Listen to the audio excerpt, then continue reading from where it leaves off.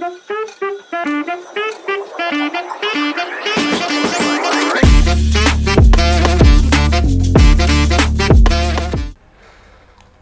sedap. Makan apa tuh Pak? Chicken katsu bro, loading. Ini makan keempat kalinya hari ini. 4 kali dong, gak gemuk. Nah kan kalori gue yang keluar banyak, materi sebelumnya, ya kan? Kalori in sama kalori out. Kita tuh kalau buat YouTube, view dikit. Begitu dipotong nih, view-nya kemarin 2M. Sumbernya. Bahasa apa ya? Nutrisi. Oh, Ayo pilih mana? nutrisi apa udak? Nah udak aja dulu ya. Udah. Ini disclaimer, ini bukan sponsor, gue beli. Ini juga bukan sponsor, gue beli. Ini susu kecil ini teh. Ini yang katanya sponsor, tapi kalau mau masuk ya nggak apa-apa, boleh-boleh aja. Boleh-boleh aja. Tahu kan, tipis-tipis. Oke. Pertanyaan pertama pasti netizen yang berkata kenapa bisa gagal ya? Simply jawabannya, emang mentalnya, fisiknya kuat tapi mental dan nyali aku belum siap. Aku masih takut mati, jelas. Apakah berarti orang yang menang nggak takut mati? Oh jelas, nggak takut mati itu. Contoh, alasannya simpel ya. Jadi memang mental dan nyaliku nggak siap. Dah. Jadi kalau udah mental nyali nggak siap, emang untuk 1200 nggak ditemenin dan walaupun aku latihan, ya aku nggak akan bisa. Yang kedua adalah aku nggak bisa alasan apapun ya. Yang kedua, manajemen suplainya bodoh. Jadi walaupun aku adalah seorang dokter yang sering edukasi ke masyarakat mengenai pentingnya suplai, ternyata ketika event atau kompetisi, ini kan kita bisa bilang kompetisi ya, walaupun bukan balapan, tapi kan ada COT atau cut off time.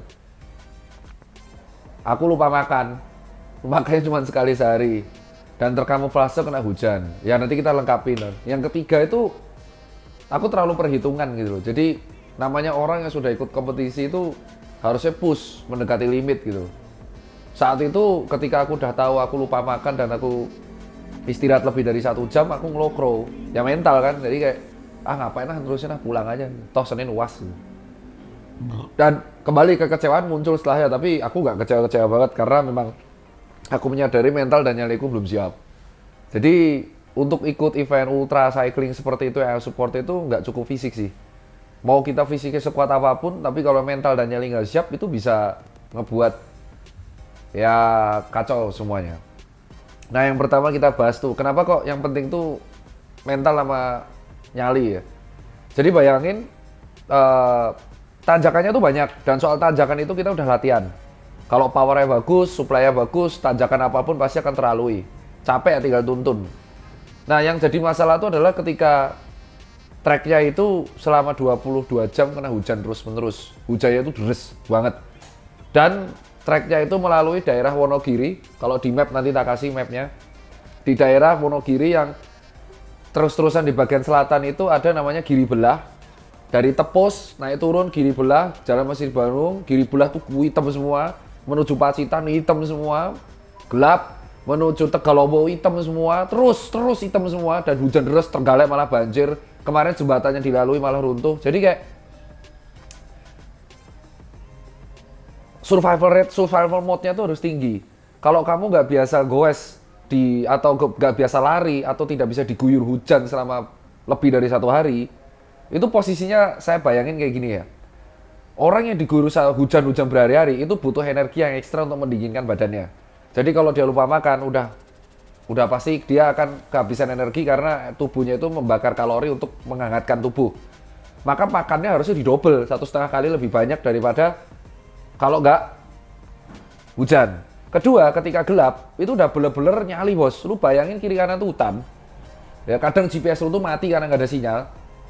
Dan di situ nggak ada suara apa-apa kecuali suara jangkrik, ya krik dah. Dan di situ aku gagalnya itu pertama adalah aku makan terakhir itu jam 11 siang nomor 2. Itu kenapa mental dan nyali dibutuhin ya. Jadi kayak ya kalau mentalmu udah drop duluan gara-gara hujan, wah anjing nih hujan nih, aduh, ya Allah gimana nih, aduh, over COT nih, ya udah pasti loss, hancur semua udah pasti akan molor semua, udah pasti kacau, drop, demotivasi itu kehilangan motivasi, kacau lah. Dan aku secara lapang dada mengakui manajemen supply aku buruk banget di situ. Jadi aku 50 kilo tuh jam 8. Kenceng bro. 50 kilo awal aku jam 8. Jadi berangkat jam 6 aku telat. Terus 2 jam tuh aku jam 8. Jam 10 aku udah 100 kilo CP2.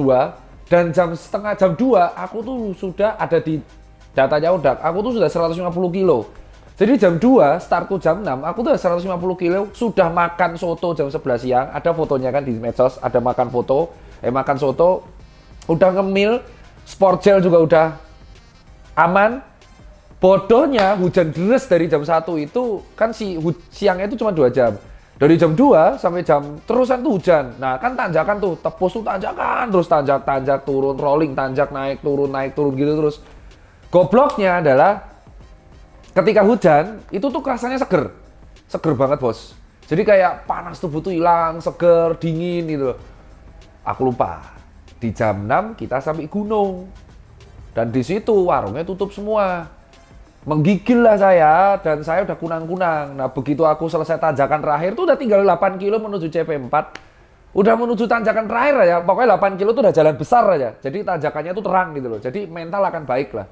Ternyata nggak ada warung. Nah aku duduk, hilang, kolaps. Hilang itu bener-bener kayak, jadi cuman duduk kayak gini doang. Aku cuman capek banget kan, terus aku cuman gini. Hilang dah. Ternyata hatiku 196 tuh terakhir.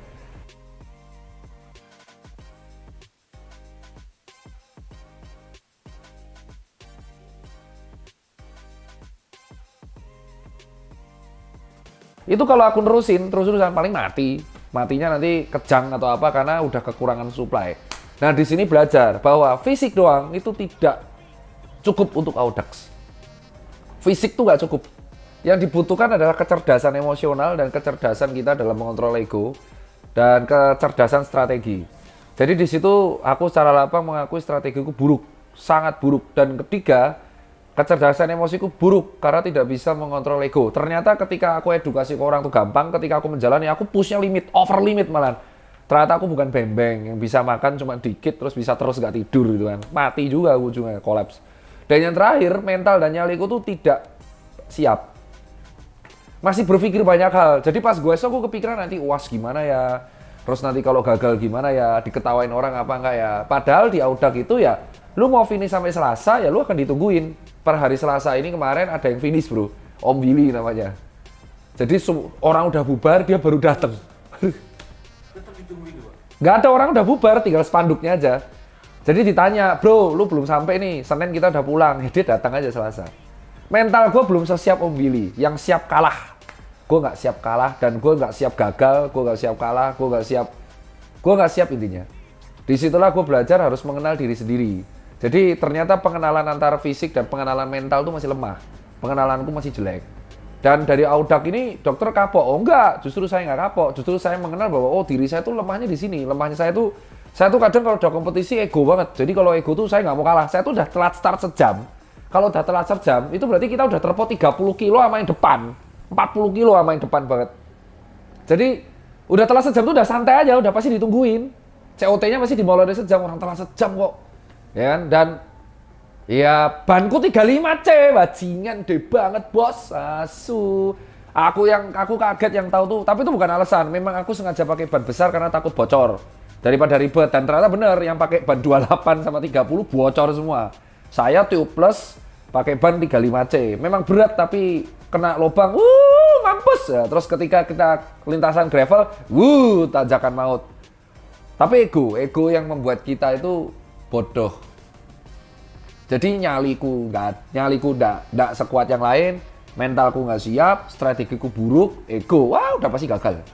Orang-orang yang berhasil seperti Bembeng, terus seperti Adipati Bob, seperti Datya, seperti Mas Jeff, seperti Kak Citra, dan banyak teman-teman yang lain itu mental nyali itu siap. Ketika mereka goes, mereka tuh nggak nganggap itu kompetisi, mereka tuh fun. Itu fun. Padahal aku harusnya fun. Aku tuh fun cuma sampai jam 1-2 siang. Seandainya diputer, apa yang pengen dokter lakuin? Ketika aku sampai CP3, itu kan di Indomaret gede ya, Indomaret Tepus. Harusnya aku masak pop mie. Atau aku harusnya makan roti tawar 3. Makan aku harusnya aku makan, padahal depannya tuh pasar. Itu aku kecewa banget tuh. Depannya tuh pasar, tapi aku bisa nggak kepikiran makan. Itu alasan banyak orang yang mendaki gunung rata-rata wafatnya atau meninggalnya itu kalau nggak hipotermi, kurang makan, linglung, meninggal. Karena kadang ego, tinggi banget egonya. Nah, dari sini programmu apa? Programku adalah aku akan olahraga trail run sama daki. Jadi Kemis aku akan mendaki gunung, aku akan ngapalin, mungkin aku akan survival mode. Jadi kayak aku mulai ngapalin jalur, mungkin aku akan dilepas di dalam kondisi hutan, aku harus bisa hidup 2 hari. Jadi kayak supaya kita bisa mengenal diri kita lebih dalam sebagai seorang insan manusia, berarti kita harus survival mode. Jadi dilepas di camping 2 malam di hutan, biar kita lebih mengenal diri kita itu seperti apa. Ya takut nggak takut, tapi ya udah aku jujur percaya klenik nggak klenik atau demit gaib tuh udah bodoh amat bro. Ketika kamu dalam posisi ultra cycling, mau setan mau pocong itu kadang tak ajak komunikasi bro. Jadi bayangin ada suatu tempat itu pohonnya besar di daerah Giribelah sama menuju Tepus, itu kan Wonosari ya. Kalau malam nggak ada lampu, pohonnya gede-gede. Dan yang saya lakukan itu saya pipis di pinggir pohon minta izin. Ya geno yang saya aku nggih bah iki kayak pipis sorry mawon, blet iki turudan kademen. Jadi pas gelap posisi aku nongkrong di pohon. Udah gak kepikiran setan, bro. Di saat itu tuh. Kepikirannya adalah nyari makan. Itu tuh bodoh. Nah, makanya Sendirian. ya sendiri masa ditemenin ah. Kan foto rame-rame tuh. Ya enggak kan beda-beda pace-nya. Ada yang depan sendiri, ada yang belakang banget. Dan dari situ akhirnya aku belajar banyak sih. Jadi olahragaku udah cukup. Pelatihanku tuh udah bener. Aku tanjakan itu heart rate stabil zona 3. Mau gradien 17 pun babat. Udah gak takut. Staminanya bagus, yang buruk manajemen supply. Fisiknya bagus, supply buruk ya hancur. Ibaratnya kamu naik motor 500 kilo tanpa rest area dan kamu nggak isi bensin, ya pasti kehabisan bensin juga kan. Nah itulah adalah poin-poin yang bisa kalian dapatkan di Yaudak. Dan latihan saya adalah, saya akan latihan tuh kayak 2 minggu sekali. Besok saya ke Cirebon, goes, nggak ada yang ngawasin, semaksimal yang saya bisa.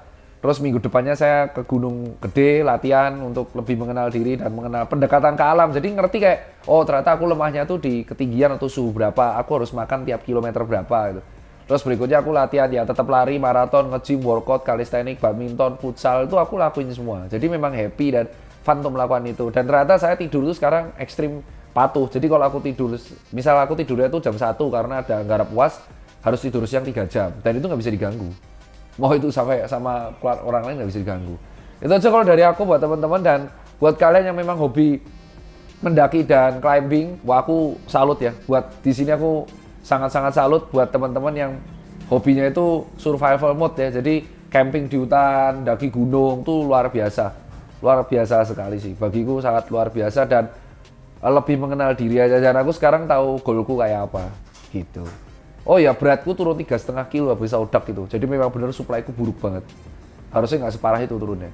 Turun 3,5 kilo dan ini recovery-nya sekarang makan 5-6 kali sehari pun aku belum bisa ngejar ke berat awal. Sebulan recovery-nya. Dan ini luka bakar parah ya. Jadi aku belang ya di sininya kemarin tuh karena luka bakar parah.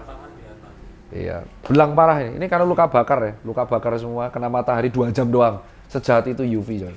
Itu aja kalau dari aku, lebih kurang aku minta maaf. Next kita akan ngobrol sama Ican Kardus, itu finisher nomor 7 atau nomor 8.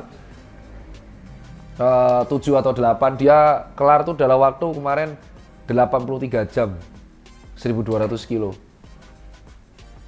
Oke, jadi intinya ini lu sampai nggak sih Pak? Enggak, aku 250 kilo pulang bener-bener udah drop, mentalnya hilang. Jadi kayak udah malam, posisi aku tuh dari tengah, papan tengah sampai ke dilewatin yang bawah, peringkat-peringkat akhir, yang menurutku nggak masalah, dan mentalku drop. Aku nggak siap, kayak aku mikirnya, ini kalau aku over COT kayak apa, nanti kalau kedinginan kayak apa. Padahal hujan tuh jam 9 udah berhenti. Yang mana kalau aku lanjutin pun mereka akan nungguin. Jadi memang mentalku nggak siap aja. Nggak siap mati, nggak siap. Berarti yang lain siap mati. Gimana gue bilang nggak siap mati bro? Jadi lu pikir pakai otak ya. Si Bembeng tuh tidur cuma sejam, finish 70 jam.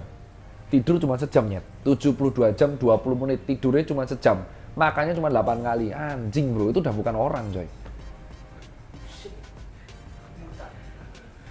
Terus Mas Zaki yang kecelakaan di Pacitan, lu bayangin ketika dia nanjak powernya 300 watt. Loh, anak sepeda yang nonton ini, bayangin power nanjak ya, endurance dengan bawa barang bawaan dan kondisi jam 11 siang sudah 150 kilo, itu 300 watt powernya. Dan yang gila lagi, ketika turunan yang ngebuat dia kecelakaan, itu kecepatannya mungkin 70-75 km per jam. Sepeda coy. Itu orang-orang di sana itu udah siap mental coy. Mentalnya itu mental petarung. Itu mental yang nggak akan lu harapin dari seorang manusia tuh, mental orang yang bisa bertahan di kondisi titik kritis.